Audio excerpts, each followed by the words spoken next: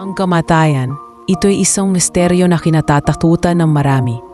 Ngunit sa mata ng pananampalataya, ito ay isang biyaya.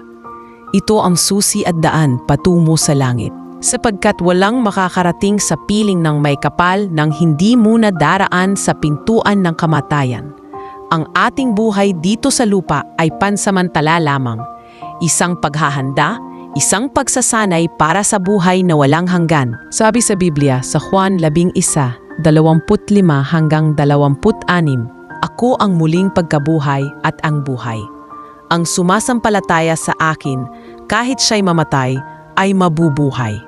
Ipinapaalala nito sa atin na ang kamatayan ay hindi wakas, kundi isang panibagong simula. Kapag natapos na ang ating misyon sa mundong ito, iiwan natin ang ating katawang lupa at aangat ang ating kaluluwa patungo sa liwanag ng Diyos.